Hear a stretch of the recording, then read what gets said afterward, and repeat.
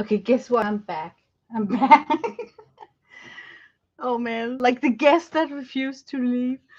No, it just occurred to me Bob Owen did not stream today, and I just abruptly ended my stream because I like to not stream over her streaming time. But since she's not streaming, I thought that I could come back and then just finish this oil painting that I started. How can I adjust the camera? You see, I like to paint on an easel. It's just easier with the brushwork. Especially because I like to sometimes hold my brushes at the end of the long shaft and not hold it like a pencil. So it's just more relaxed. You can like paint with your wrist, I think you could call it. Hello, Devin. Hi, Kathy. Oh my God, yeah, I'm back. I'm like the person who won't leave, like the guest that refused to leave, or like Columbo who can't walk out of a door without turning and returning back. So, yeah, it just remind me of that quote that you got your alibi checked, bulletproof if Columbo leaves and really leaves on his first try and not turn around in the door opening coming back. Yeah, but I wanted to say that when you paint on an easel, you begin to paint more with your wrist compared to when the painting is lying flat down on a table. Then we all, I think, and I'm a one of those, tend to hold the brush like a pencil, and then suddenly you are painting more with fingers going up and down. But when you have your painting with oil on an easel, you can hold further back on the brush. And I think the reason why oil paint brushes have this long shaft is because it makes a difference whether you hold in the end of the long shaft, because then you make motions with your wrist and elbows and not so much that writing thing. One more question. Yes. One more question. Oh my God, Colombo. But okay, you know what? I just ended my stream, and I totally was not good at. Yeah, I just think I had a strange live stream today because I had so many rapid trails, and I ended up only giving myself 20 minutes to do the painting, which is kind of stupid because yeah, I kind of open up the stream saying like, "Hey, we're gonna paint today," and then that's exactly what I did not do. But once again, it's a book written by Terry Harrison, and I'm inspired by this picture down here. And on my stream earlier, I pre-mixed some of the colors into this palette. So I kind of pre-mixed that ochreish, light ochre for the trail, three types of green for the foliage. I got a grayish that we can use on the birch trees and also for shading. And instead of just using red and yellow for flowers, I made a mix of some sort of a coral and then a pink and a violet. And the reason why I am moving away from yellow with flowers is because yellow in a lot of oil paints are very transparent. So it's kind of difficult to get a coverage. So if I can, I try to make a white underpainting, let that dry, and then come on top of that with my yellow. Another thing in the oil paints that's super transparent is the crimson red. Not so much the scarlet red, but the tubes that comes in a crimson red is like super transparent. So those are those two color tubes that I think twice when using it for flower because it needs some preparation.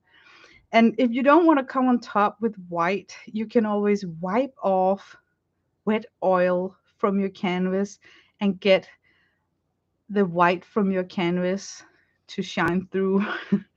Yeah.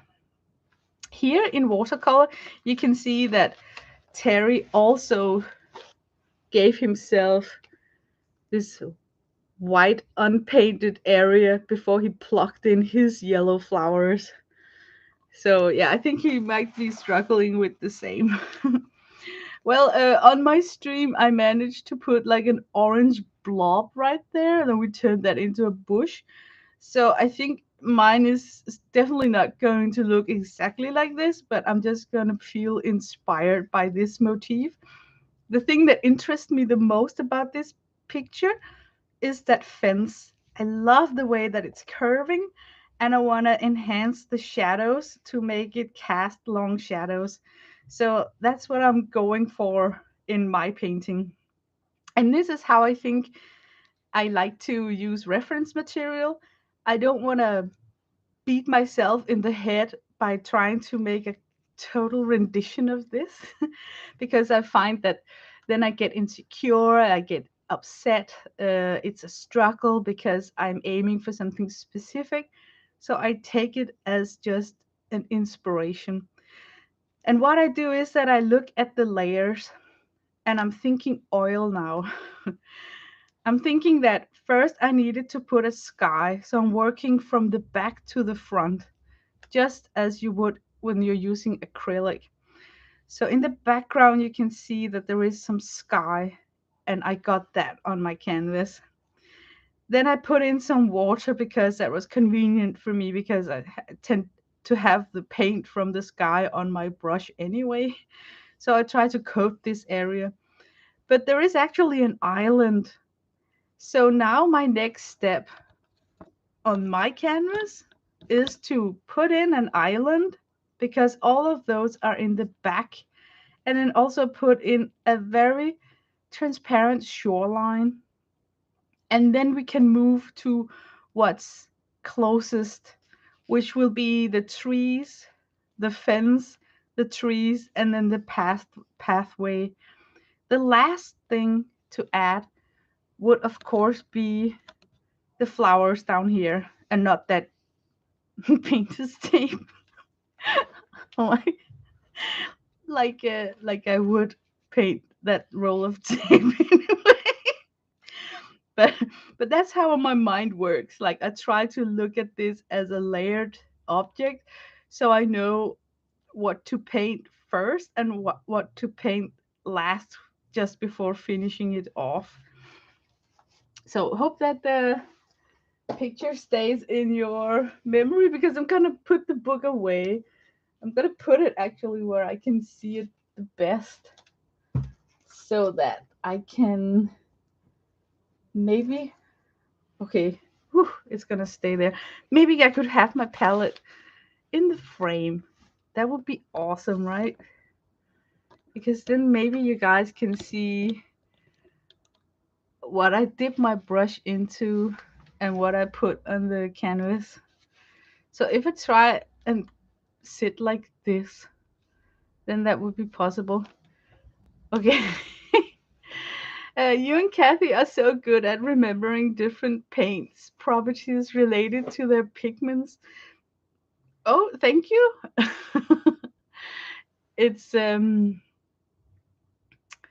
it's confusing because you know what? I bumped into that era where paints suddenly wasn't called ochre or burnt sienna, they were called crazy things. You know, with that the crafters universe, they suddenly came in and renamed a lot of things color wise. So it must be so confusing for people to find uh, sense in following a tutorial from one of those persons who paints with, like Kirsty Rice. You know, she's got her own palette of watercolor out, and then when she's making a tutorial, she's using the names from her pan palettes, and they're called something crazy like strawberry instead of red, or uh, sky blue instead of cerulean. You know, so it must be so confusing.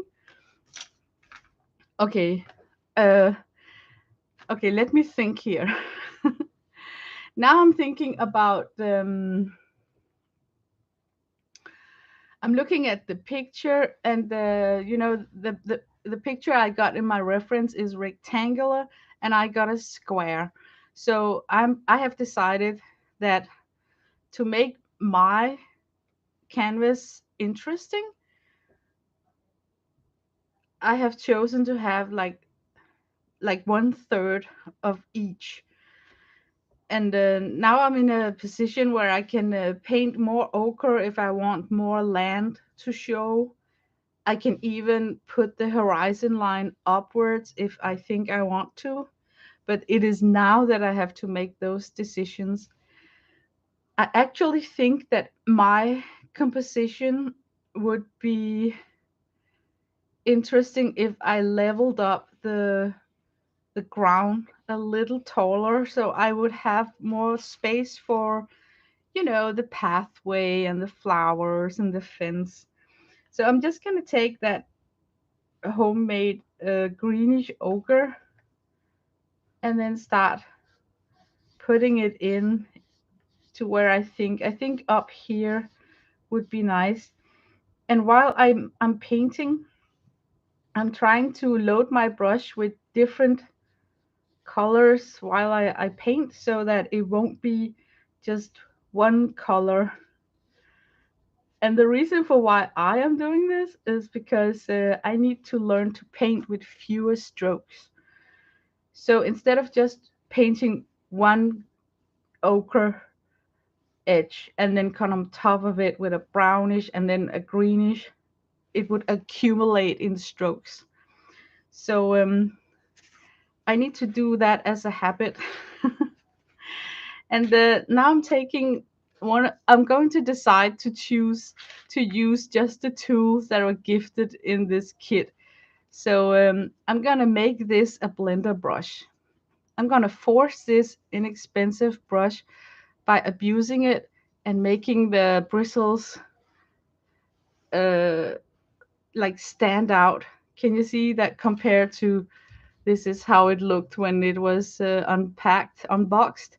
But now I'm abusing it by forcing them to go in multiple directions so I can come on top and with soft strokes kind of blend in this line up here, because I think that in nature only the horizon line in the water and the tree trunks can have hard edges. The rest is either foliage or something soft, something organic. So I will try and not to leave a hard edge. Hi, Amber. Hi, Jean Art. Oh, you're new to me, Jean Art. Do I know you by someone, another name or something? Sometimes people got new names, but then they're actually people that we met before. Okay, I'm content with having so much ground level that it's raised up. I'm content with the sea, the amount that the lake is going to fill. So now I'm going to put in my island, and I would start with a base paint, and I would go back to that homemade ochre just to base paint. And then I would make it darker by adding in some ultramarine. And then I would actually kind of eyeball how tall of an island do I want to make. And then I'm going to put down a lot of oil paint in the bottom, and then I'm going to feather it out. So now I just laid down some dark colors and now come in with circular motions. And this is where you will find it's so cool to work on an upright easel, because the circular motions is in the wrist. So hold all the way back on your long shafted brush and then come in with circular motions where you kind of feather up the small forest, I would say, that I imagine is on this island. And because it's in the background, it can be like super fuzzy and blurry because it's away in a distant. All you have to do is to remember to have a very soft ending on the top and a very dark color on the bottom. So I'm just gonna dip my brush into the black and only pick up like a tiny, tiny amount of black. There's like almost nothing on my brush. And then I'm gonna still be like almost not touching, putting in the black. And now this reflected mirror of the forest in the water, I will treat the exact same way with like circular motions with my hand while I'm trying to drag down some of the black. So like this, I will get a shade that will be darker than the forest itself. So the value of the shadow in the water will have another uh, color saturation than the forest itself. Hmm.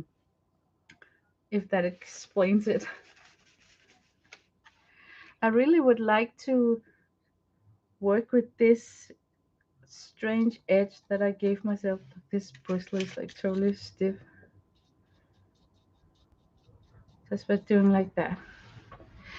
Then I would like to have that very faint, um, it's just like a very far away, just hint of there's something in the distance here.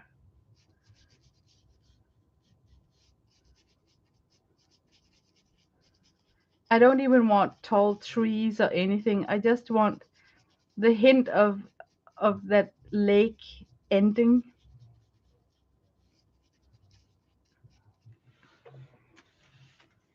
And that was it. First time in your live stream, change my channel name from Jean Joy Art. Oh, welcome to my live stream. I'm so glad that you didn't catch the early one. You know, the early I had a stream earlier today where I was talking a lot about this palette that we set up, and it looks like a mess. It's gonna look even worse when I'm finished. So, and then I just left myself 20 minutes to paint my little painting. And of course, I can't paint it in 20 minutes. So I felt so stupid, just had to sign off. So now I'm back. Okay, now I want to work on this area here, what's very close to us. I think we could have like a yellow, like a small hill, where Terry Harrison put his yellow flowers. That area right there. I'm kind of challenged because I don't have a hillside like that. I just got a bush right there. So I'm gonna try and then just give myself like a tiny hillside and then making it yellow. And then I'm gonna take my fat biggest brush and I'm gonna squeeze it with my nail to give myself a faux fan brush. And then of course I have like too little paint to make it grab and feather out. So I'm just gonna load with my brush more paint to the canvas, like deposit something and then feather it out.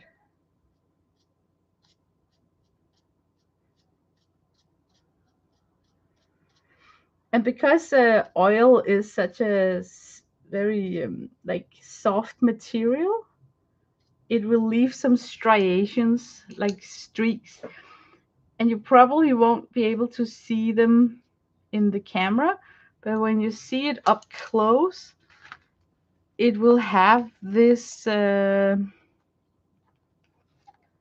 texture. Let's see if I can lift it. It will, when it dries, have these streaks. It's visible. Okay, no, not on the camera. That's typical. But when it dries, it will have that streaky texture. So I think I will just dip my brush into some darker green and then continue with these flickering.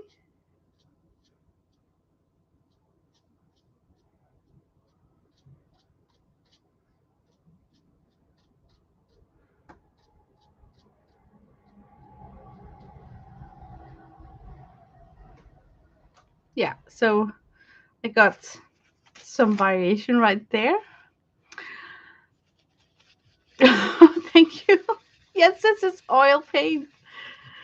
Hello, Rhonda. Welcome back. Welcome back. Okay, now we got. I can't wait to make that fence, but first I need to make that pathway. And with no paint on my brush, I will start brushing in the curvature because it's a pathway that kind of curves. And to make sure that I got the right curvature, I like to I call it like paint with no paint, because then I can scratch in the path I want to take, and I can kind of audition it before I paint it, if it makes sense. So I can kind of tell, would that be, it's going to be like narrow where it ends and then probably widens out. And then I can see that, oh, I think maybe it's looking stupid that it's placed right there. So let's say that I want to like regret that. So I can just go back over. Then I can place it over here. What if the curvature starts here?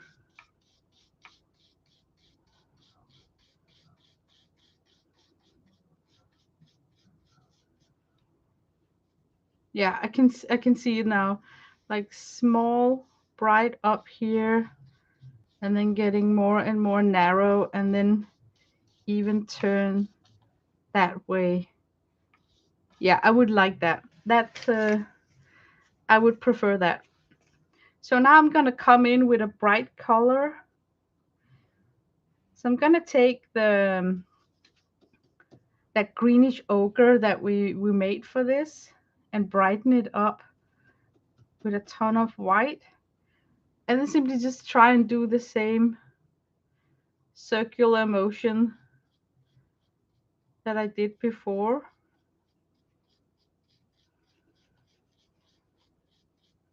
Not circular, like yeah, it is bending in a circle. And I do this because sometimes when I'm sitting close to my substrate, I become blind. I need to, in real life, step back, watch it, paint it, come back to it. So it's difficult for me to figure out curves and stuff because I'm actually too close to the canvas. And I think that's why, oil painters, they walk back and forth and squint their eyes. Okay, maybe if I had like a very crisp light top area here, it would kind of help the illusion, like this is bright and going downwards. And then I could darken it up down here maybe. So to darken it up, I'm just going to dip a little bit into the black. I think that was a little bit too much black. Ooh, maybe some of this.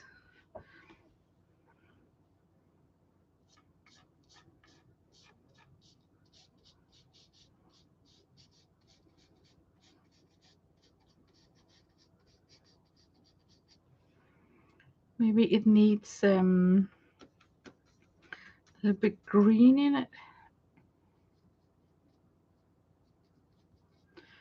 I'm just gonna deposit some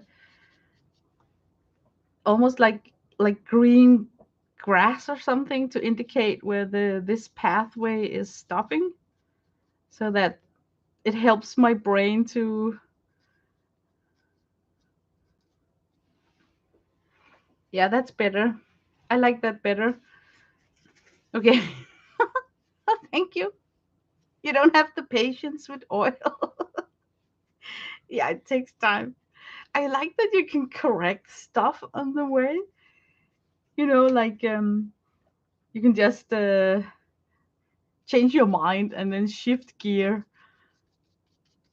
I don't usually do that when I watercolor. It's like I preserve some white on my page for something specific. So shifting gear and removing a whole pathway in watercolor would be a pain in the butt. So I find that I'm more playful when I play with oils because I know that I can change my mind 100 times.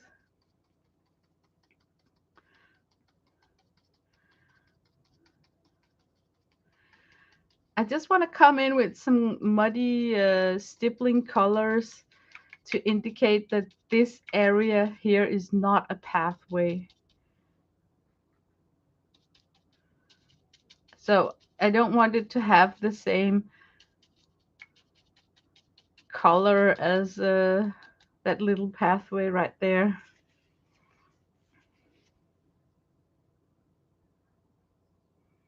Okay, I'm just going to top it with some yellow.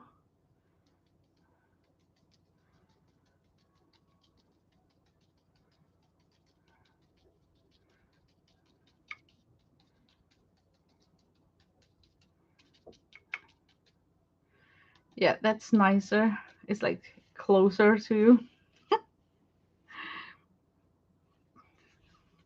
Oh, thank you. I don't feel like that. So, and I also think that sometimes stuff looks nice on the monitor, but it's not that nice in real life. So, hi, Chris. Oh my God. You know what? Before I came on, I was watching something really disturbing on YouTube. It was about US Congress is confirming through a whistleblower that alien aircraft have been landed on Earth. Is that disturbing or what? And then, of course, I had to turn on the camera and come back on to you guys. It's the same people. Oh my God, that is so weird. Did any of you guys see that?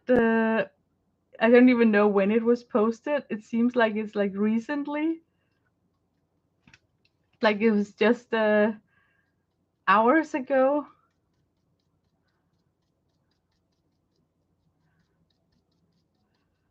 But you know what? All I can say about that, I'm thinking, you know what I learned about, yeah, that tragic recent tragedy with the Titan submerger, and also, knowing that Elon Musk is putting people on spacecraft and then shooting them into outer space.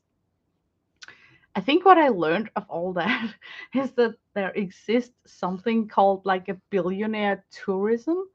So I wouldn't even be surprised if those aliens that are landing on our planet, they are not what we think they are, like coming with the solutions to cure cancer or our climate problems.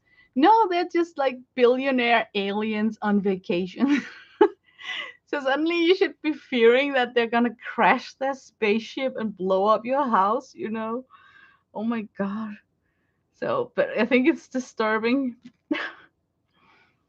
Okay, I just prepped myself for this island right here because now I want to come in with the tree trunks. And right here is going to be like a birch tree. So I'm going to pick a brush. Maybe this one actually. Nope. I want to pick a brush that's like not wider than the trunk that I want to paint. So don't pick like your widest brush if it's width wise is wider than the tree trunk that you want to paint. So in that way you can keep yourself out of trouble. And I would like to try to paint a white tree trunk and then come in with the spatula dipped in the grayish tone and scrape on the texture of the birch tree. So I think I'm gonna. What is best, to whoosh upside down or whoosh downside up? We're gonna whoosh downside up.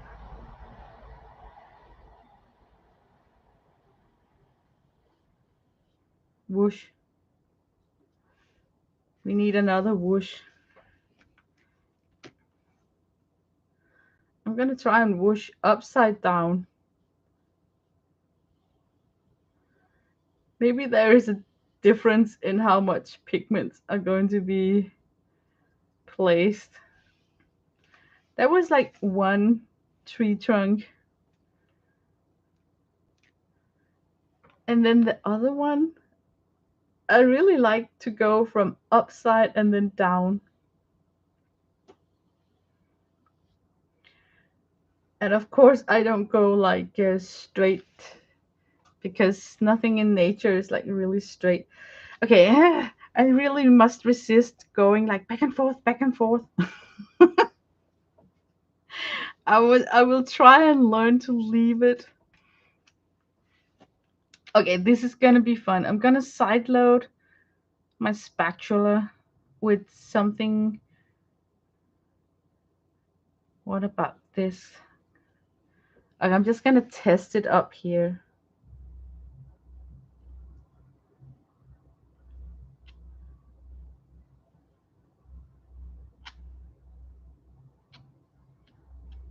Yeah, I can see that it would actually work. I think my tree chunks must be whiter, some more white,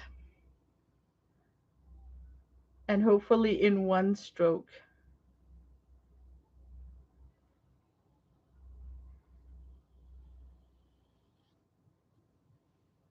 Ugh,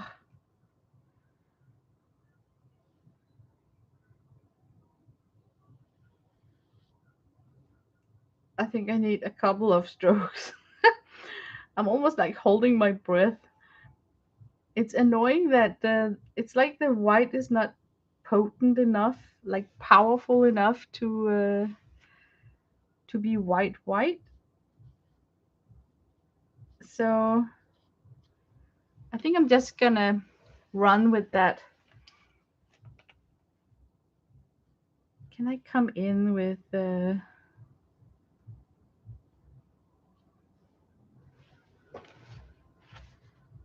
okay, I'm just gonna accept that it's not gonna get any wider than that unless I want to wipe off the paint with a cloth. Okay, you take your pinky finger and you rest your finger on something, and then you will find then you can when you got connection to something, whether it's a table or whatnot, you can control your palette knife much more because then you're not just like floating in the air.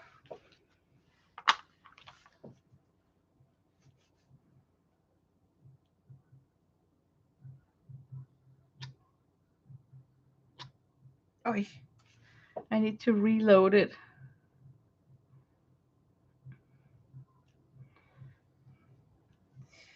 I think every painting should include some sort of strokes that are not made with a brush. And I think you can include it in all the themes that you are working with, whether it's nature or even a portrait. You can use that in the section with the hair. I mean, it's like it just enhances the whole collective feeling of the painting if some of the strokes are not done with a brush. And you can also scrape stuff off with your nail. That's also counting as something done not with a brush.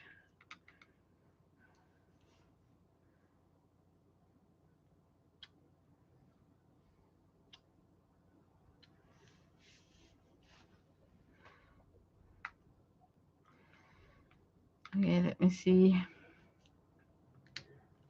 Lena, is this something like the way you paint with gouache? Hmm, I don't know. With gouache, I don't regret so much. It's like when it's down, it's down. But with oil, I think I can regret a lot of things and come back and rescue. So when I'm painting with oil, it's like I take more chances and take get more like crazy ideas. Okay, I think that I should try to flip this upside down and then do the flickering with some white in certain areas of these birch trees.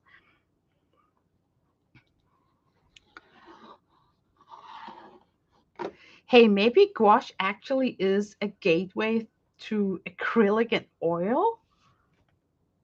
Could you imagine? I mean, if you used to work with a watercolor, then gouache is like a middle way.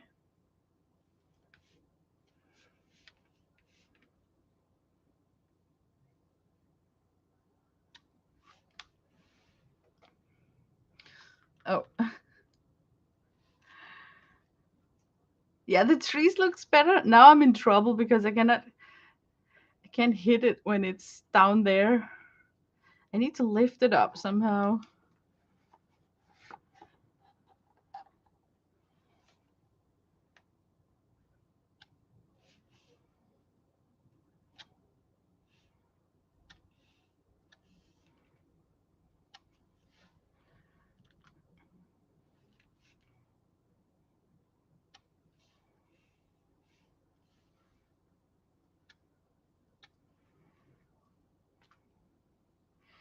Yeah, I uh, I like the trees too. I just want to get my brush strokes away because I could see some brush strokes, so I just wanted to flicker on top of that.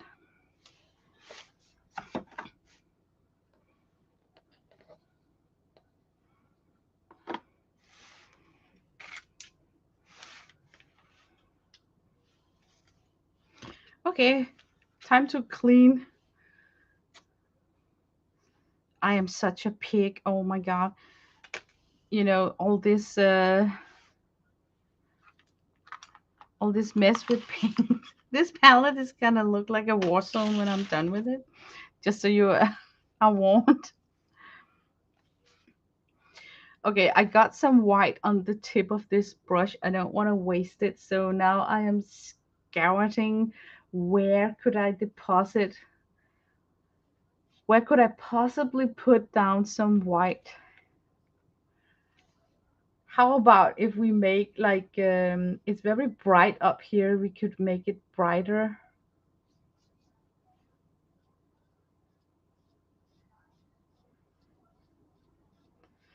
Okay, if I brighten up this sky area here,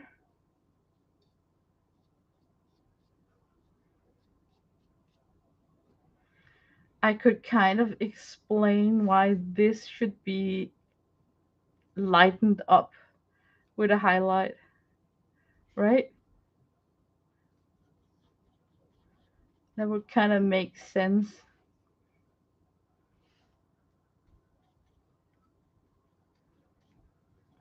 Yeah, we're gonna stick with that. Uh, one of my favorite medium, oh, that's watercolor. I really like watercolor.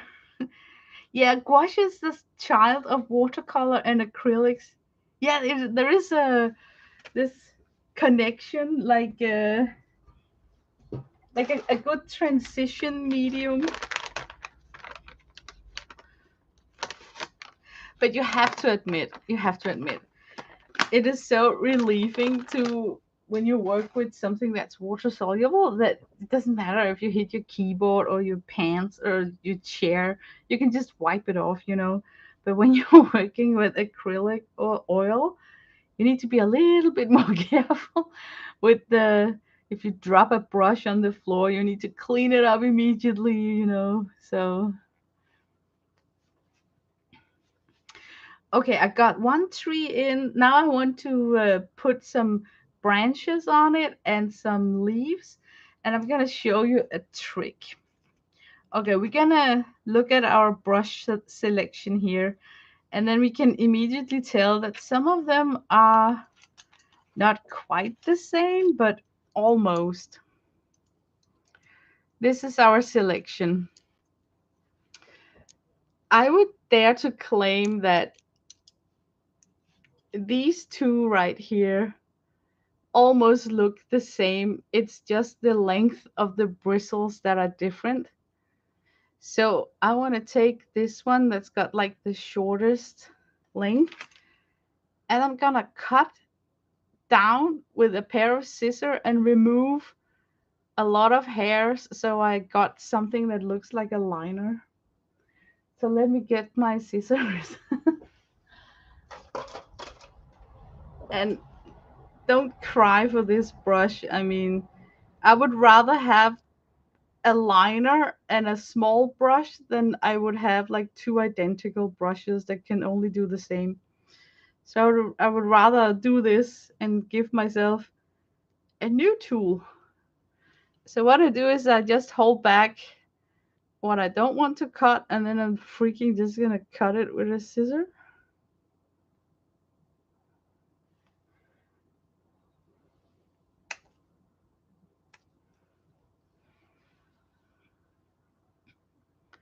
So now I got a brush that looks like this. And now I'm gonna test if I need to trim it even more. I'm dipping it into the brown paint. And then I'm just gonna see for fun if it will twirl like a liner. And I would just go for random. No, it's nice. It's skinny and nice. So now I'm just double dipping in the black and in the brown. Just to get some different colored branches.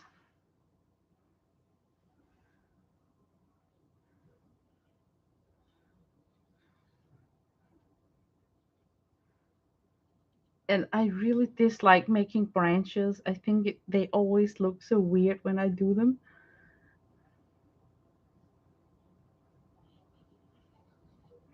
So I kind of try not to do too much of a stroke, but just try and hit random random places. And lucky me, it's like a birch tree don't have a ton of leaves and branches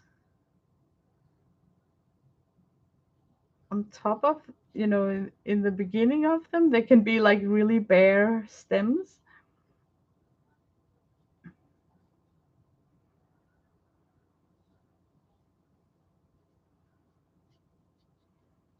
Okay, maybe I should stop there and then start putting on leaves.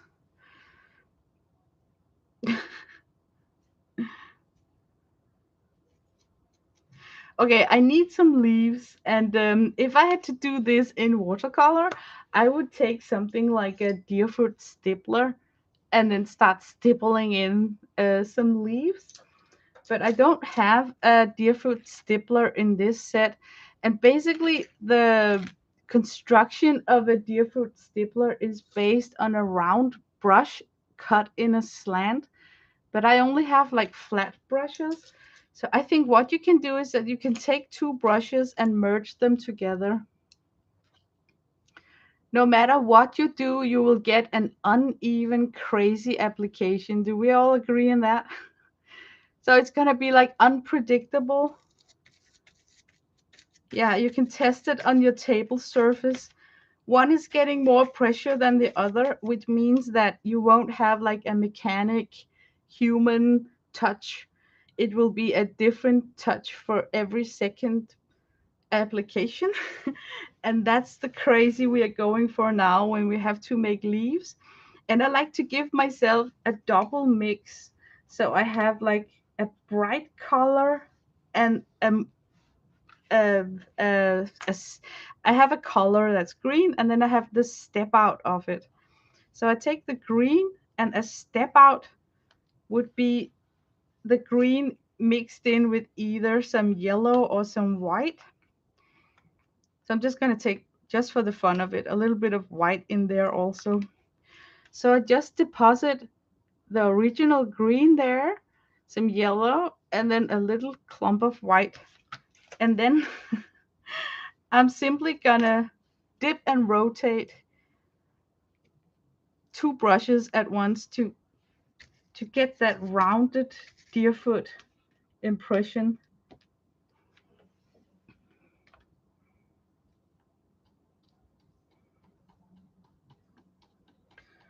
So I dip and I rotate, and I can feel that one brush is sliding from my grip. Like I can feel that there is not an even pressure on any of these brushes. And that is super nice. I don't think that I, with that ease, could have made this application so random. Um, I need more color because the contrast is not so. Oh, there was a little too much. Dip and rotate. And then also let the leaves cover the stem of the tree so you don't get like like the stems are just printed on. Yeah, I like that. If I want to apply some more contrast, you could come in with the, for instance, that cut brush that we made and dip into the dark one, the black one. But I think you would have to be like super selective. Like you would know exactly where to put that dark. And this is where I get into trouble, you know?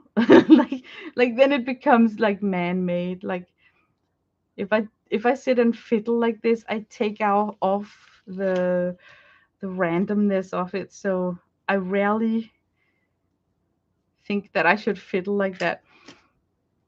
Okay, now I want to work with this area down here, and a cool shadow I think would be temperature in ultramarine. I really like that, as ultramarine is a warm color in itself. Um, but I would rather use the ultramarine dirtied up a little bit than I would take any other of these colors as a shadow. I want the light to come from here. So I would really hope that there would be casted like a long shade.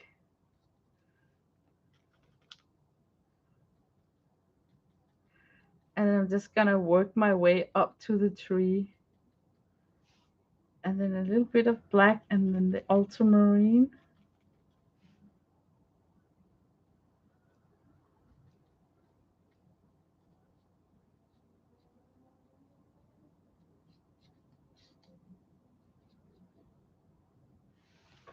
It's there, but it's not like super in your face.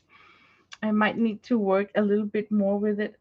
But now I'm gonna cover it with the. We're gonna make our faux fan brush, and I'm gonna cover it with some grass just to see how it turns out.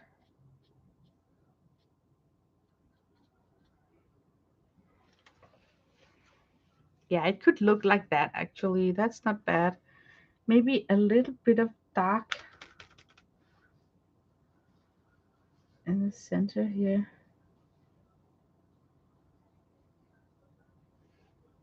Just a smidgen.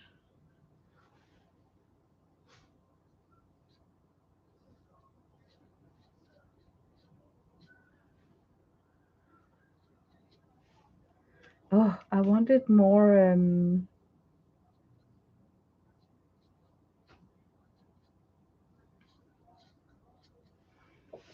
Okay, I think I should leave that shadow area. Start fiddling with it. Okay, now for the best part. That's that picket fence. I've been dying to make that fence line. There's something in every drawing where you just can't wait till you have to get to that point. Oh man, I need to get the tree in first. Bummer. Okay, we got one more tree to do. Or do we? Actually, I don't think that I need to paint that tree at all. I think I can go like directly to the fence. Yeah, I think I'm gonna skip that tree, and then is there a problem that why did he pick like three trees, like one, two, three? Is there a some sort of composition thought behind that? Um, okay, to get past that, because it's gonna annoy my brain, I'm just gonna cast in a branch over here that comes in from nowhere, because then I would have like three trees in my composition also.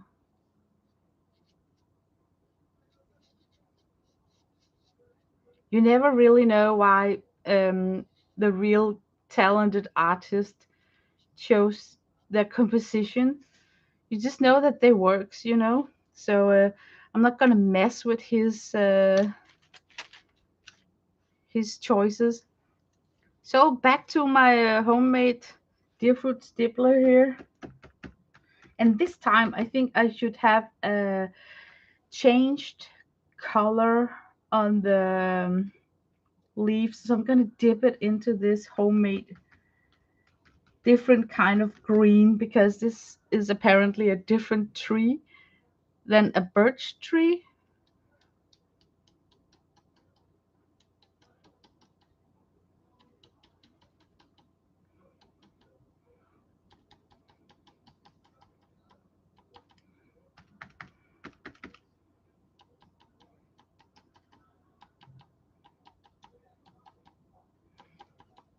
So we're just gonna come in maybe a little bit more dark up here.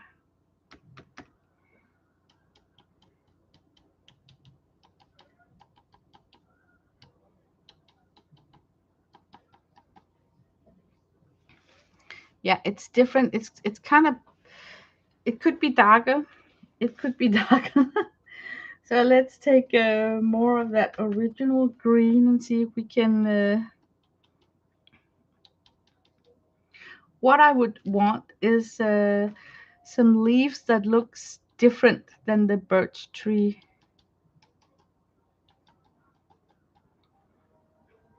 Yeah, now I got my tree in, my third tree.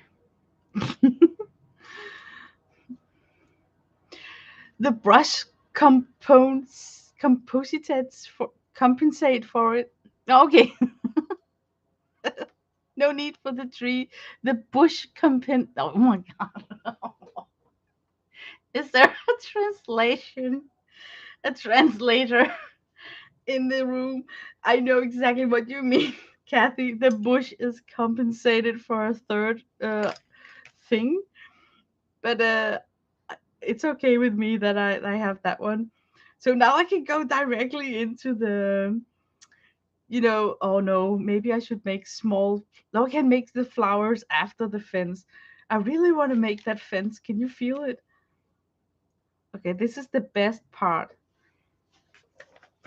Like Terry, I want my fence to kind of disappear down a hill. So we have this curvature. That could be awesome if I could kind of paint something like that. Okay, and because we're working with oil, we can take a clean brush and then we can audition our sketch line. So it would be going down here and then it would be turning and go somewhere like here. And I think I'm just gonna let my fence go straight out of the picture because I got just a narrow square. And it goes down here.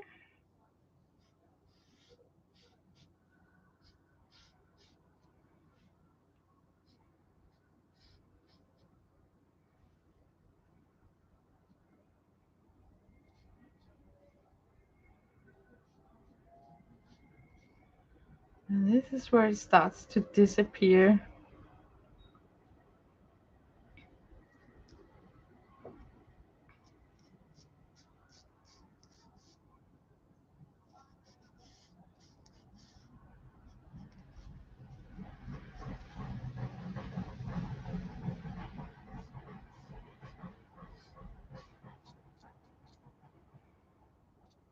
Okay, that's our fence. So now I could have like that middle.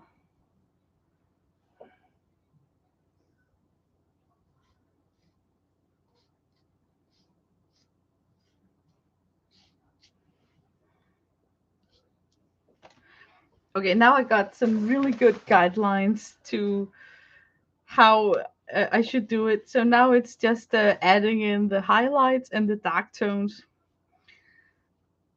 Can you see how fun it is to sketch in oil? It's just different, Uh, let's see. Maybe he just painted what he saw. Yeah, exactly. I'm sitting here thinking that he's some great composer and there is a higher meaning with everything. And then perhaps he just painted exactly what he saw. That is hilarious.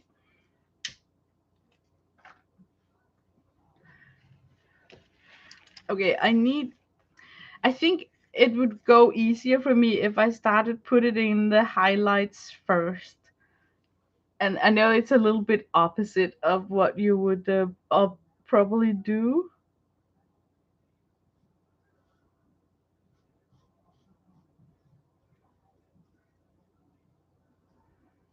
But I just think that it would help me in this area right here that I had some of the bright. This white is not that it's like it's a mixing white and not a titanium white. And you might wonder what the hell is the difference? A mixing white is more opaque. No, I'm sorry, it's more transparent. I know it sounds crazy. A titanium white is more opaque. And a mixing white is sometimes referred to as a zinc white in some of the sets.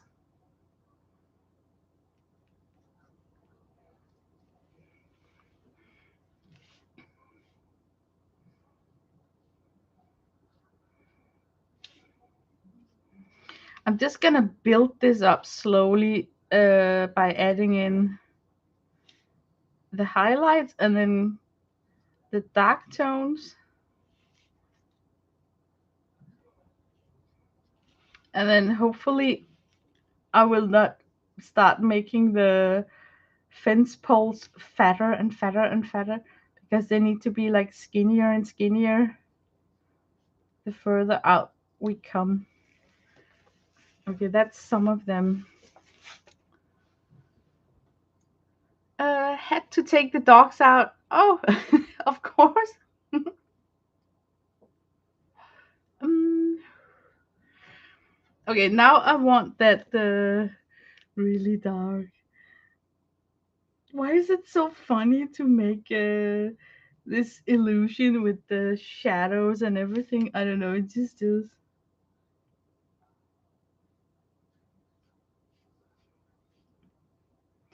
I think why it's so satisfying to make the dark values is because highlights and shadows is where things really kind of pop, and that's where you can like really start to tell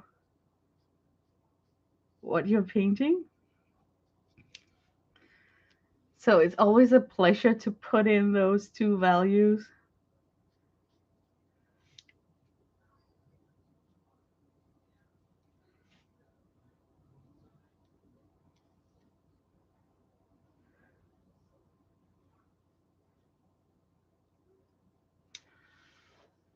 Okay, and then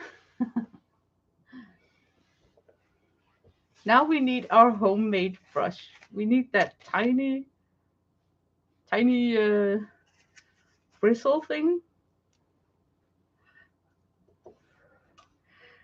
because now I need to paint the back of this rail with a super steady hand. So what I'm gonna do, I'm gonna find a spot to rest my pinky so my hand is super steady.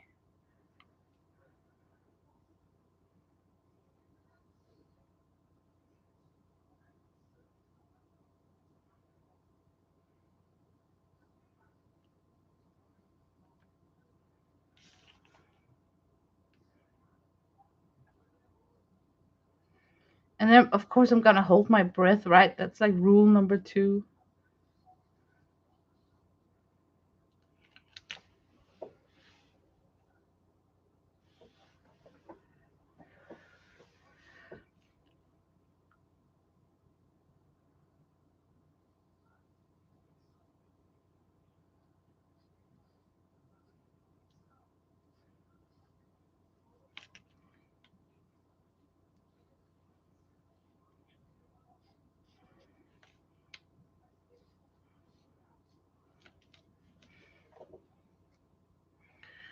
Okay, rest the pinky on something so you can control where your brush is landing on the paper, especially here where it's so tiny.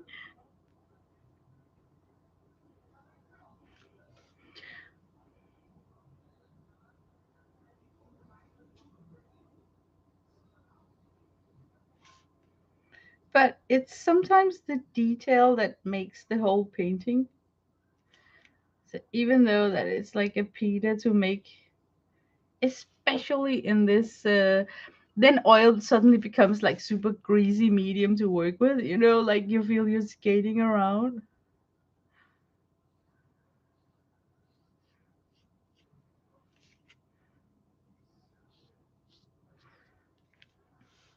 Okay, the worst is over. Is Chinese white a mixing white? I think Chinese white is not a mixing white. It's just a opaque white.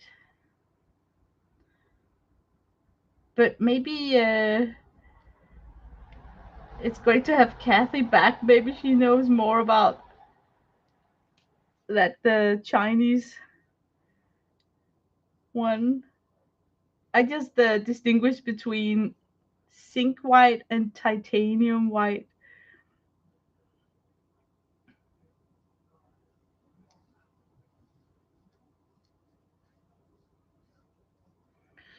Okay, this is where would the shadows be here? Maybe it would actually be up here.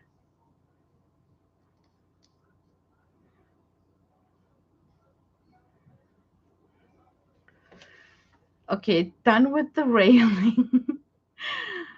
Okay, I think I managed to do an okay job on the woodwork itself. Mm, should it be another color? No, I'm just gonna leave it that color. Okay, now for the fun thing. We need to put in some shadow lines. Oh, that's the best. Now, um, of course they're gonna be like in ultramarine, some sort of a mix in ultramarine. I think I'm gonna try this grayish. I wish that I had like a really soft brush that I could like soften it out with. So I think what I'm gonna do is that I'm gonna put them in and then I'm gonna come back with a clean, bigger brush and try and just feather it out. So let's see how that will work.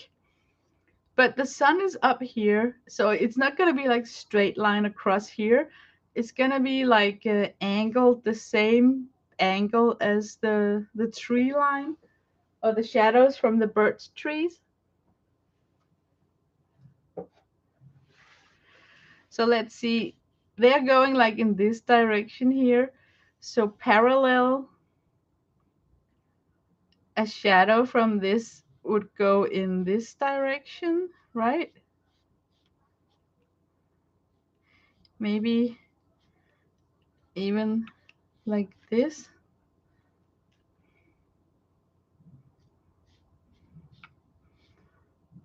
Oh man, I wish that this was further to the edge, like here.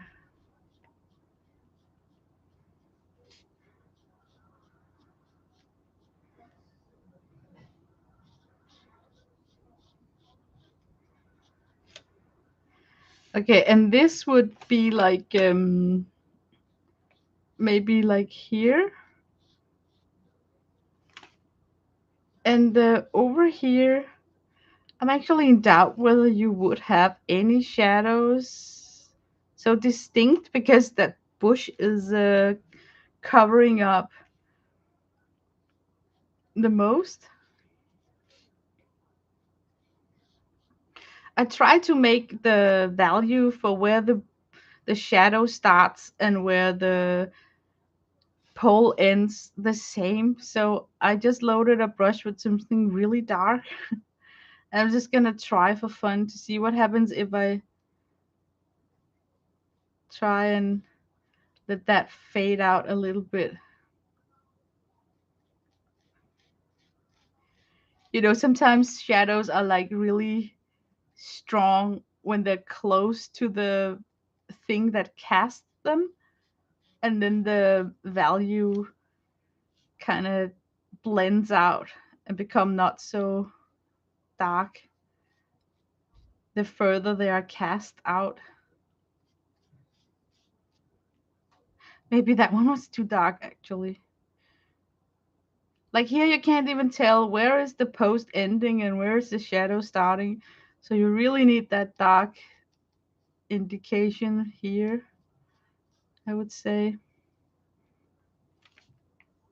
Okay, I'm going back. I'm giving it darker and darker values until suddenly I overstepped it, you know? Suddenly, now I need to adjust the angle and the color on this over here. So they have like somewhat the same direction.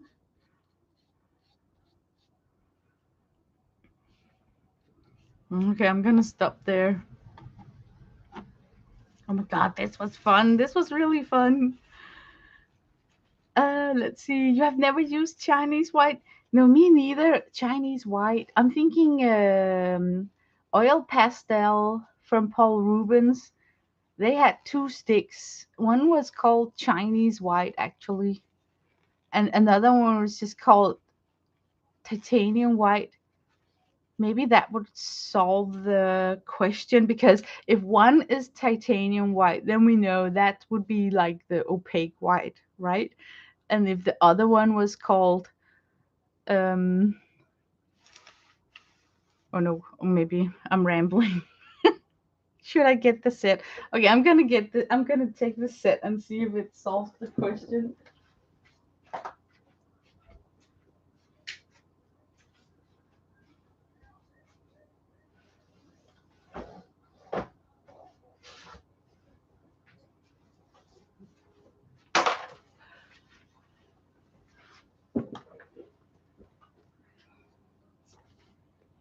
No, it just says white. Oh, how boring is that? It just said white.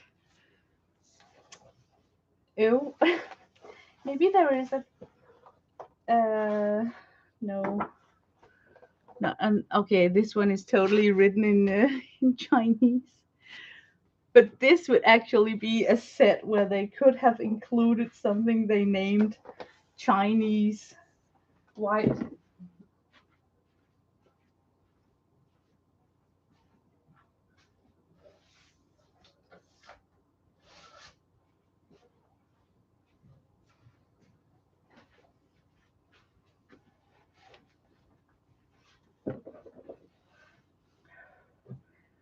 Okay, so far so good.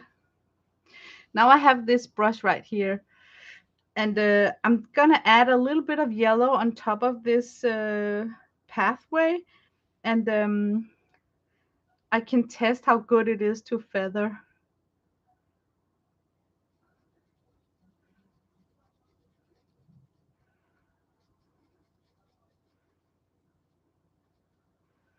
It's not like the best.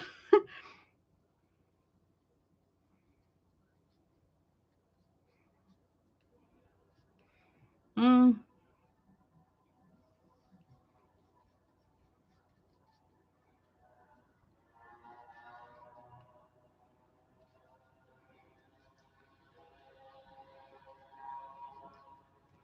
it's not like super the best, but I need to work with it because that's what I got. And now I have to think. Um, I would take like a darker color and try and put into this edge of the pathway.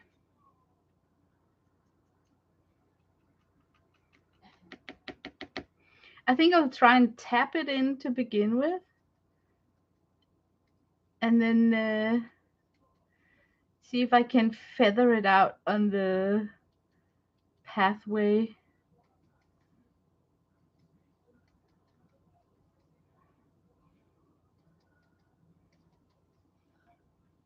And maybe also over here where it ends.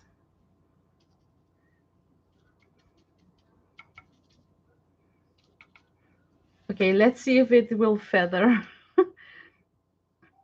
Circular motions from your wrist. Hold the brush at the end of the shaft.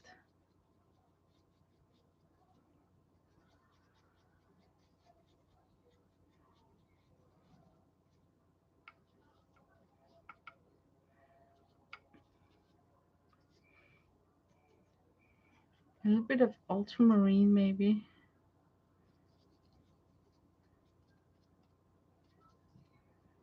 Okay, I just need to establish something darker in this pathway here.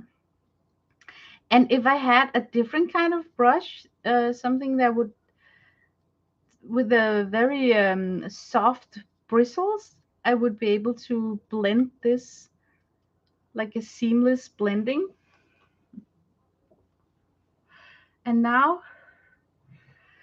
we should we should have some it looks like nobody walked on it, right?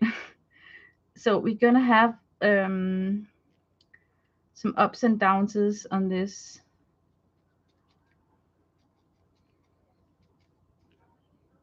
You know, like somebody actually used this as a pathway. Let me try and get a little bit of red into this mix over here.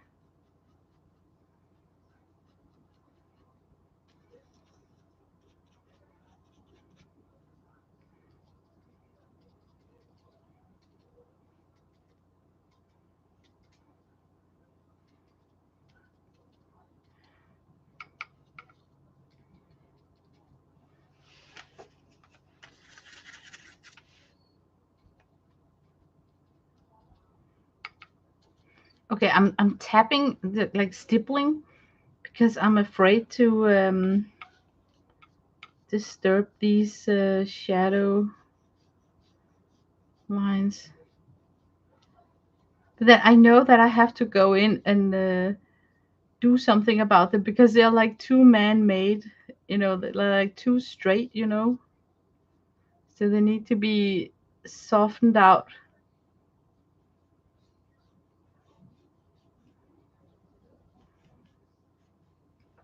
Okay.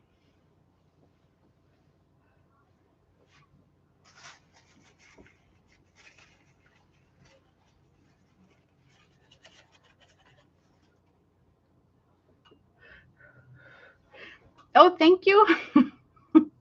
Okay, now comes the hardest part. Can you see this patch over here? We need to put in some green and then also some flowers.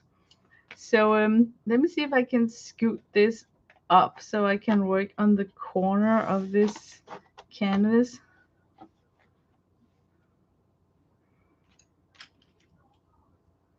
How to apply the green. I think I would just start to tap it in.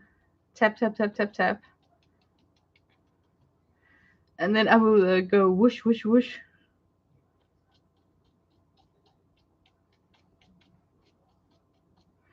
Just something that whooshy, like it's lying down, whoosh.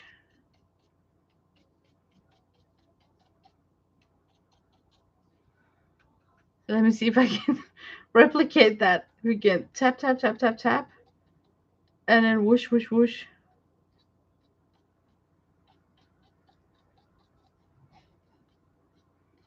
Or flicker. Up here, the grass would be hitting the sun, so it would be like yellow, right? So back to the yellow spring green mix, going tap, tap, tap, tap, tap, tap, and then whoosh it with yellow. So I'm just gonna squeeze out some more yellow.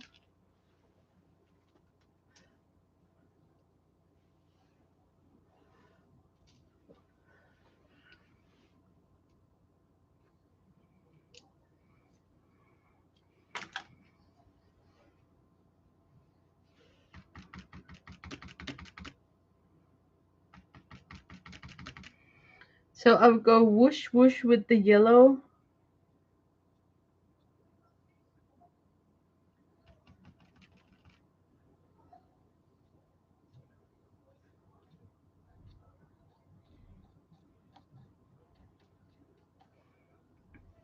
Just to get a little bit of that illusion that there is grass all over this hill. Yeah. And maybe up here, right here, there would be some yellow.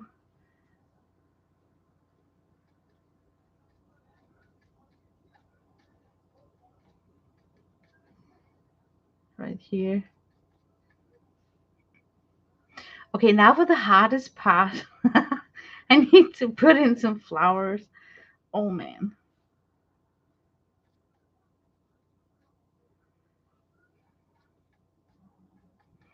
Okay, flowers.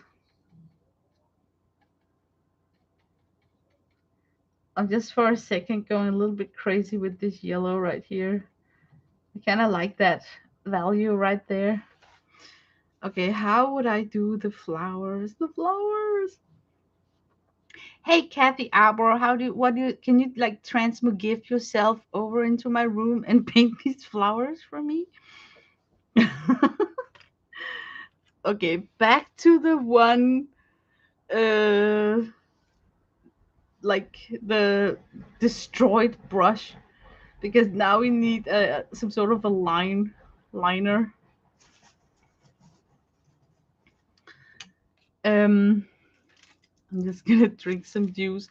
I think I want to have like a cluster.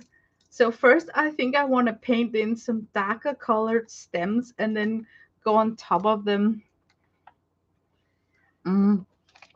I mixed up some colors to use for flower. I got this very beautiful coral, and then I got a red and a pink and a purple.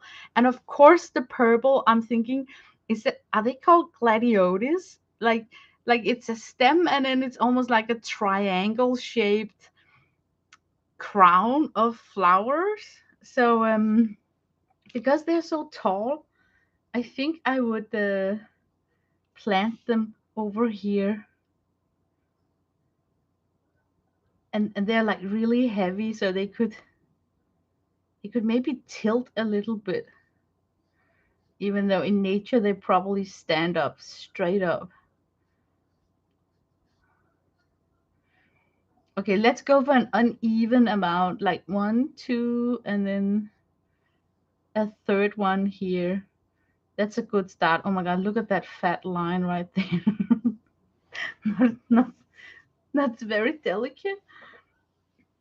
Okay, first I want to tap in some ultramarine as like to get something dark.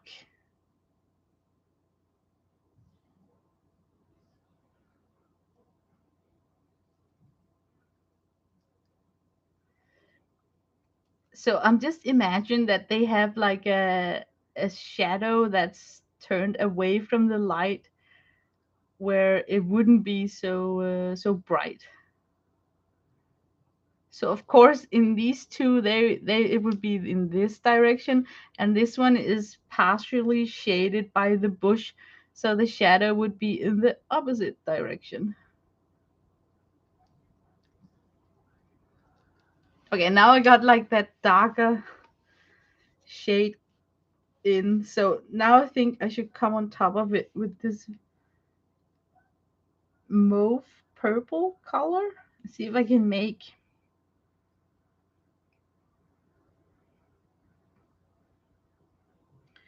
I'm aiming for something that looks like a triangle shaped.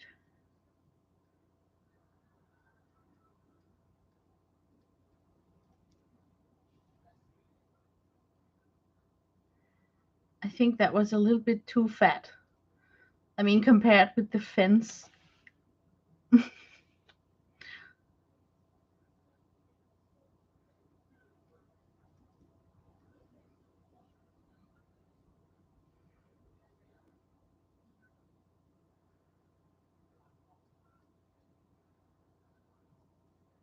I'm totally holding my breath here. Man, I wish that I had like a smaller brush for this. I actually like it. Okay, I'm gonna try and dip into the pink. So instead of having like highlights with a white or something, I think I'm just gonna dip. Not all of them, but just a little a little pink here and there.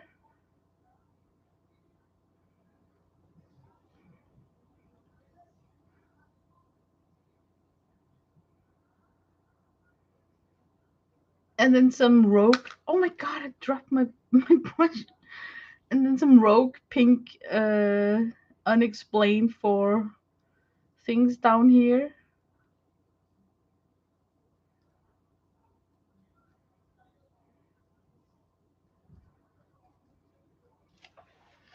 Okay. Over here on the edge of the water, I would love to have something red and pink. Or maybe the coral. Oh yeah, yeah, yeah, yeah. You know what? I think the coral really show up.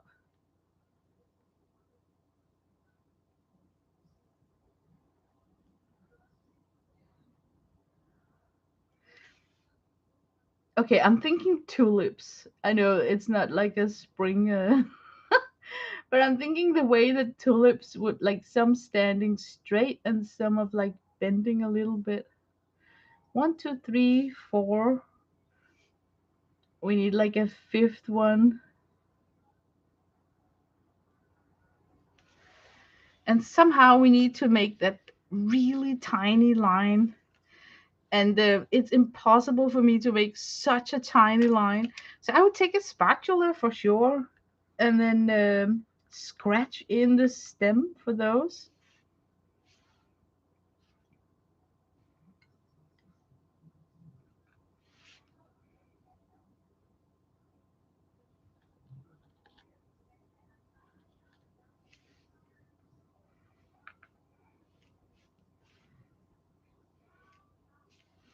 Could I press in the stem?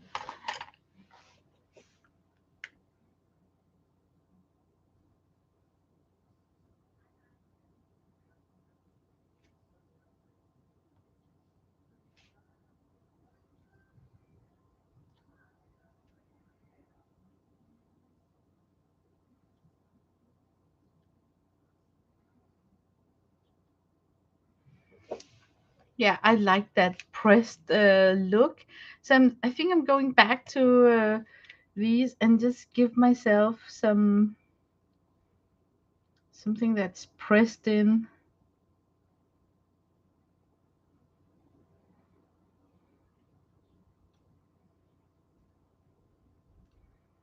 It just gave a fun look.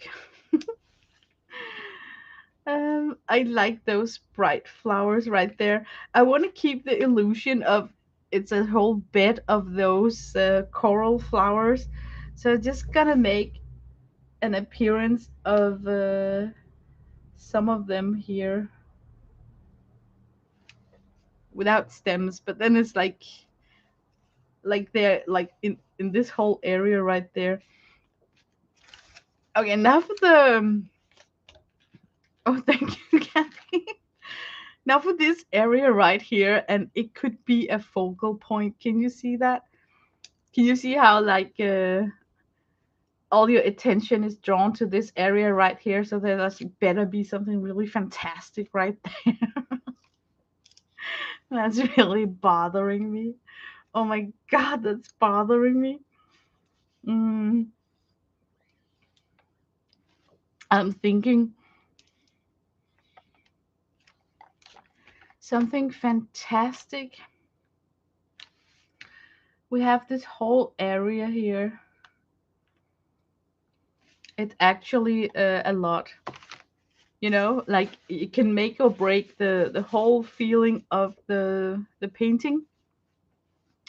So let's flip around in Terry's book and see if he can inspire us to what can go on in this area. For me, this is a if I don't do anything here, it would be a dead area because it's so obviously it's like serving it up on a silver plate. Look at here, and the line works in the painting is drawing your attention to this area here. So something really spectacular should be there. Like I don't even know what. Give me a clue if you think you got a good idea. And please not something naked or something from an alien spacecraft. Okay, let's see. We're gonna flip through Terry's book. I don't think he might. I bought this book. Uh, I use it as a tool, so I don't think that he mind. Nope, nope, nope, nope. Wrong scale. Nope.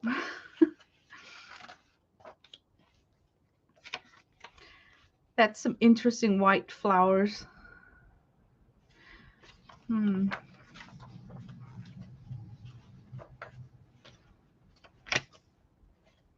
A bed of lavender flowers. That's not crazy. Can you picture that you could have like the beginning of a bed of oops. It could be a bed of red flowers in a curved composition. Okay, I'm gonna write that behind my ear.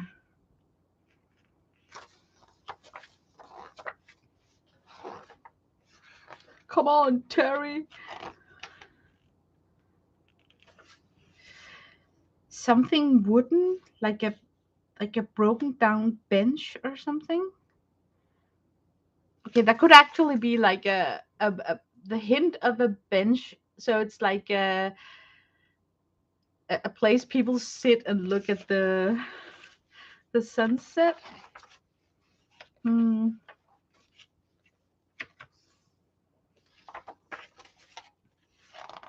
Okay, I'm still flipping. I'm trying to get inspired. Oh, some rocks, maybe some rocks. I don't know.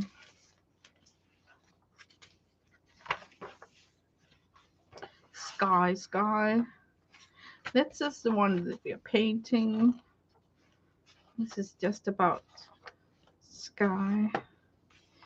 Oh, look at this. This is nice. This is so cute, you know, with the red just mixing into the poles. Like I could maybe have that over here. Okay, let's play with that just just for fun.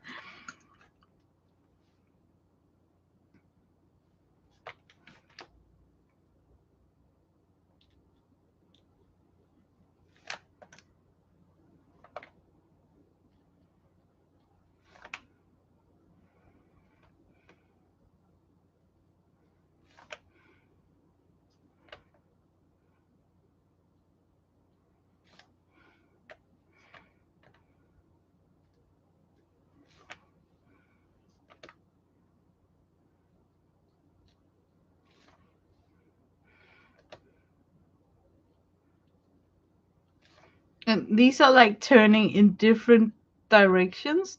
So not all of them would have like a black dot in the center. Only I think two of them. 1, 2, 3, 4, 5, 6, 7. Yeah, there's an uneven number. On only two of them, I'm gonna give them a black center. And then the rest is just turning in a different way. Black center there and maybe here. Okay, you can't even tell. You couldn't even see it. Okay, that was really sweet with that red flower. Okay, back to the book. Let's see. That's a fun texture. Oh, he's scraping off the paper. Oh, look, the birch tree just with a credit card.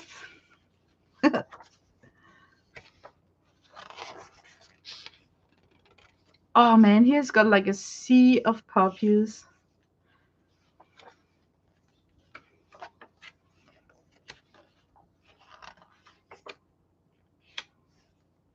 Okay, here we go. We could actually make something purple. Hmm. It's still not there yet.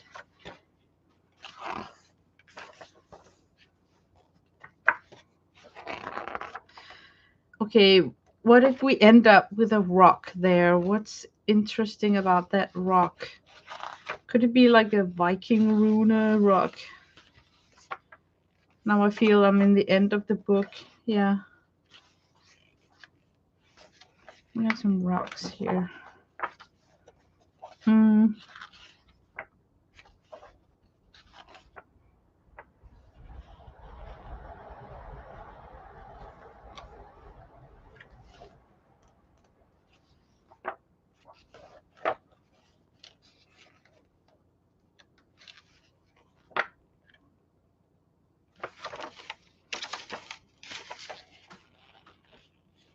Oh my god, it's ending. It's ending. Okay, let's see. Maybe a rock with some flowers near. Yeah, we're gonna go for that. That's a good idea. It's just like it needs something, you know? Maybe it's time that I put this painting down flat on the table because all the time I've been having it slanted and it might be difficult for you guys to really see what I'm seeing. I think I can paint a rock.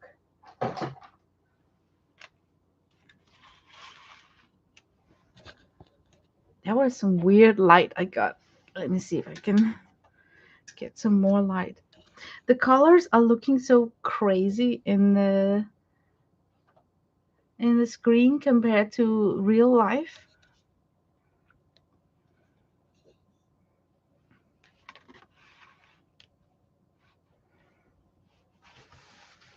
We could have some doves picking in the grass.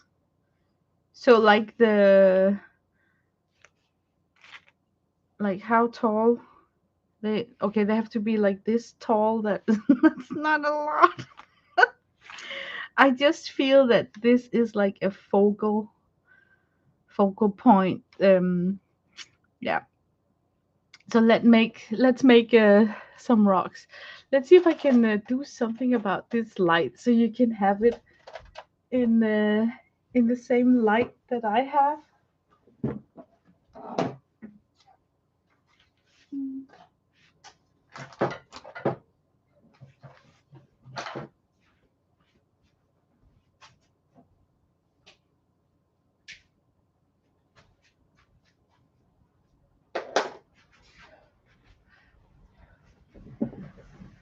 Did it help? No, no, it didn't. Okay, where does it come from? Let me just for fun close this one. That's totally different. Will it work like this? No. Oh man. Yeah, but my light is making this painting look a heck of a lot more different than it really does in real life. This is maybe more like it. Maybe I should have something behind it. Um, have it tilted like this. Okay. Okay, I am procrastinating. Can you feel that? About this area right there. I'm thinking.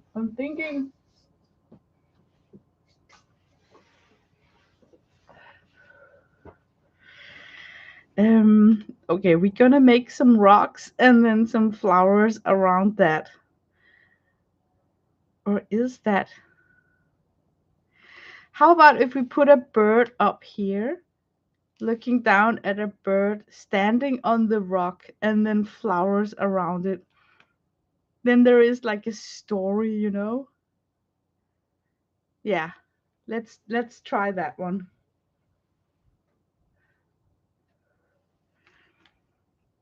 Okay, a bird. I'm just gonna pick, what are they called? The one with the yellow chest. They're so darn cute. Yeah, I'm gonna draw it with a palette knife to sketch it out first. So if I had like a, maybe if it's set like here.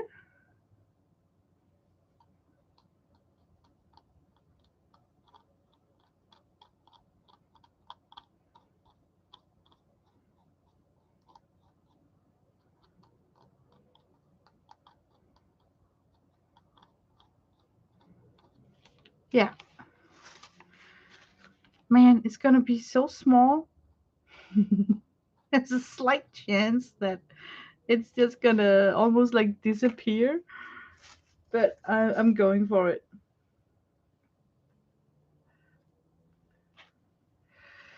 I'm thinking a yellow chest. And because I want the yellow to show up big time, I'm gonna deposit a humongous fat glob of yellow right here.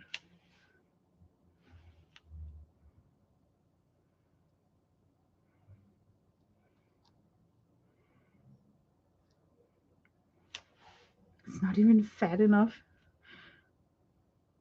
Okay, this is like really. There's like the thickest layer of yellow right there. And then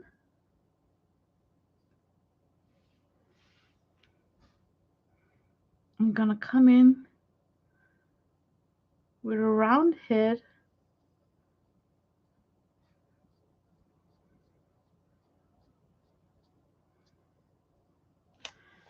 And then, of course, I have some back issues there.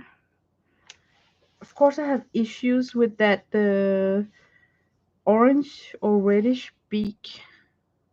How the heck am I gonna make a beak that small? Hmm.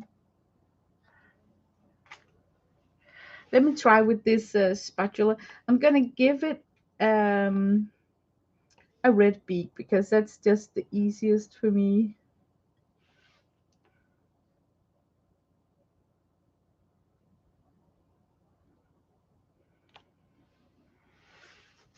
And then I'm just gonna suggest the feet, but not paint the feet. I'm just gonna suggest it.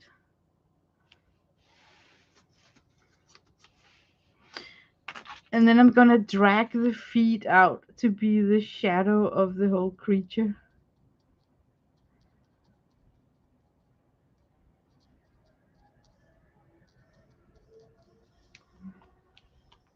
So now we got like a tiny bird right there. And then I'm gonna make a rock over here where there is a similar bird standing on it. So we have like a small story going on. Okay, first I'm gonna make myself a generic shaped rock. Like this. Then I'm gonna build a triangle beneath the rock as the shadow. And then I'm gonna backlight that with some dark.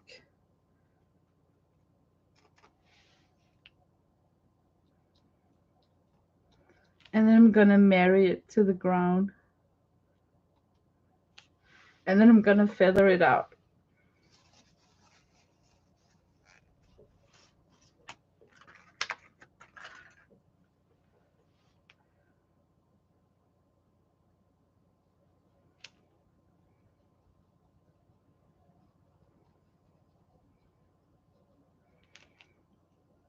And I'm gonna feather and feather until it gets a shadow, some sort of a.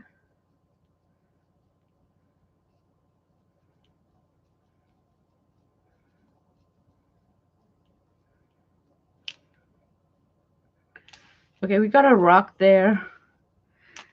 Then I'm gonna redeposit the green grass that we lost.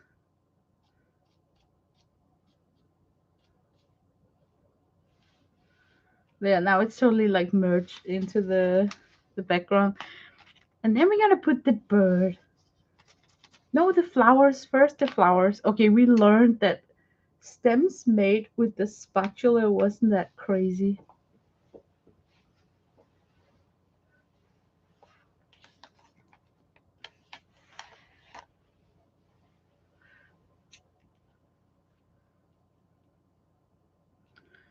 Okay, can we have like a intelligent creature from chat telling Lena that maybe it would be a bit easier to put in the stems before you painted the rock? We're just gonna attack it upside down and hopefully get some stems. Okay, I got a side loading spatula and I'm going for straight because some flowers are just like that. You know, some flowers just grow straight up.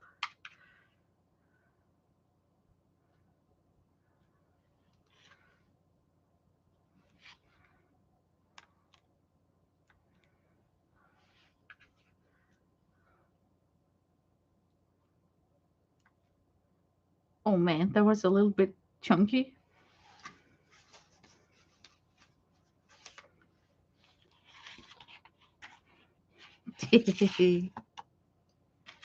I like that actually.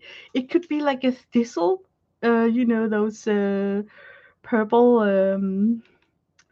dark purple thistles, or what are they called in English? Where's that brush that we dismantled? This one. Okay, if I add more ultramarine into my mauve mix, I would get hopefully a darker purple.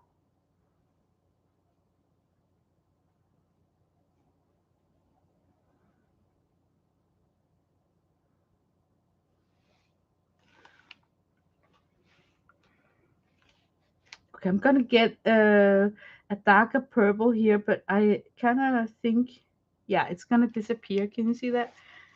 Just gonna be swallowed up by the dark values. So we gotta go with red. Red might pop better. Yeah, look how red just wanna shine. So if you have like a dark background, there's just some colors that just will not play well. Okay, and now for that bird. Right here, I want to plant a cute bird. Okay, I'm gonna deposit like a generous amount of yellow for the chest. And I wouldn't mind if it dried up bulky, leaving some texture when the painting is dried. So you like really have focus on that chunky yellow chested bird. Maybe I should mix in just a smidgen of white.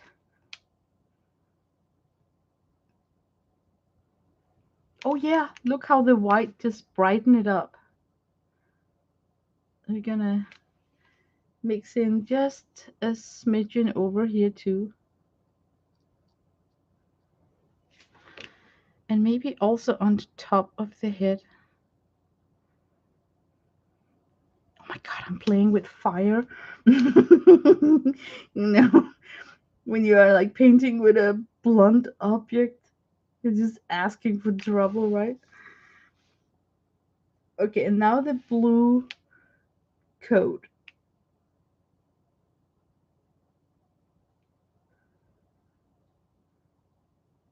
First around head, and then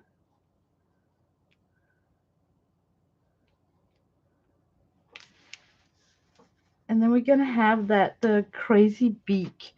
And I think I used a spatula, the tip of a spatula, to just give it a little bit warmth, so it's not like red like the flowers.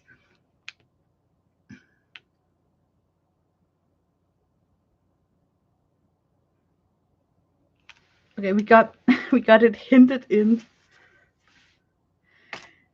and then it has something black, which could be feet, but we're gonna drag it out to be some sort of shadow also.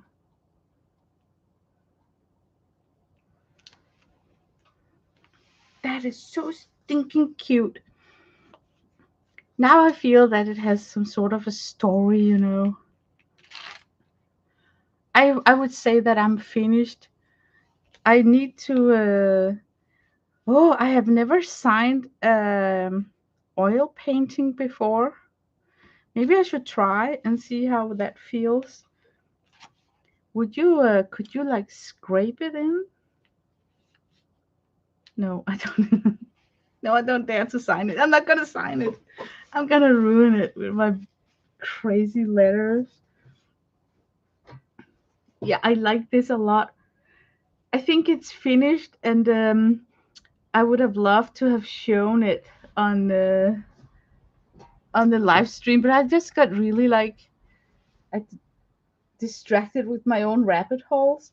You know what, guys? I think I could go even crazier with this highlight.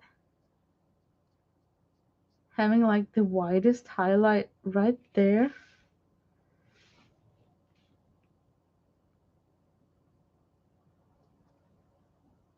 Yeah, this is definitely a place where I could have added a little more highlight. like totally white.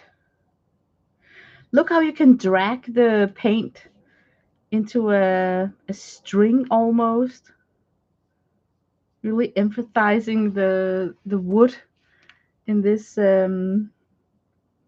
fence.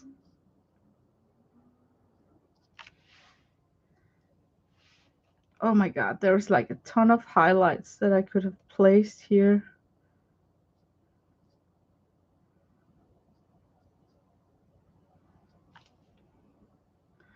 Yeah, I think that was it. Okay. Yeah, maybe I could try and sign it when it's dry. So, but yeah, I like it a lot. Of course, because it's oil, the camera is having a glare, and my light is really weird because it's evening.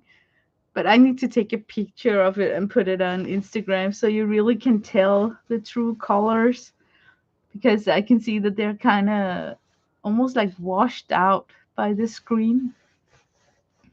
So, but oh my god, thank you so guys for showing up to this after stream. I really feel good about finish this painting and uploading it, because yeah, I just took a giant rabbit trail on my stream earlier. So yeah, this was fun. And as you can see, let's talk about the palette. Okay, let's talk about the palette. I'm done painting, and all this is left on my palette. If I mix all the colors together, it will give me a brown, and you can save that in a little glass for later if you want to. But I don't want to mix them all up, because I still see that I can use a lot of this, but I do want to clean it up. So what I would suggest to do for the cleanup process is that you try to collect all the color families in the world that they kind of belongs to, and then it will look more appetizing to go back and reuse the leftovers for yet another painting, because then there would be some sort of system. Then it doesn't look that crazy. So I would definitely wipe clean the designated mixing areas, as I would call them, and I would use a wet baby wipe to get everything up from there.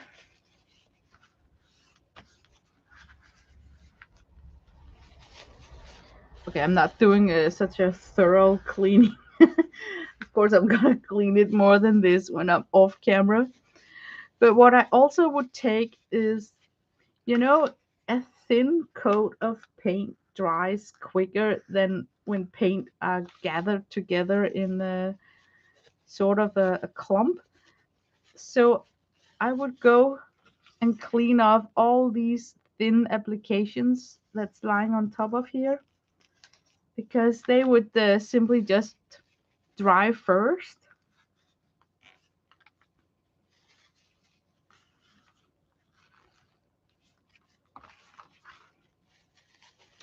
And we hate to like waste things.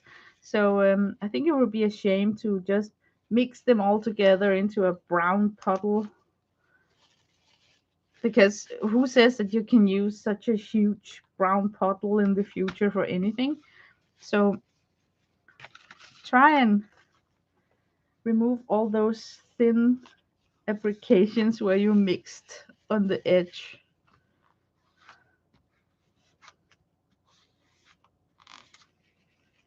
And then you will find, when it's sort of cleaned up, that it's not that bad to return to as a work tool tomorrow. And a palette like this, I think it can last about 3 days before you really need to decide, should you refill it, and the refill paint will add more life to this palette, or should you just call it a day and clean it off completely. because it will start to curate at some point. But for the next 3 days, it's possible to make this into a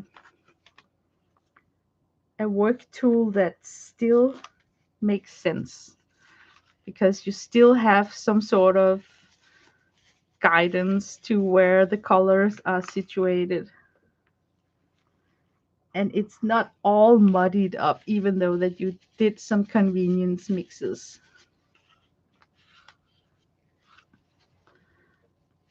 And then I would take some ceram cling wrap and then just cover this palette and leave it.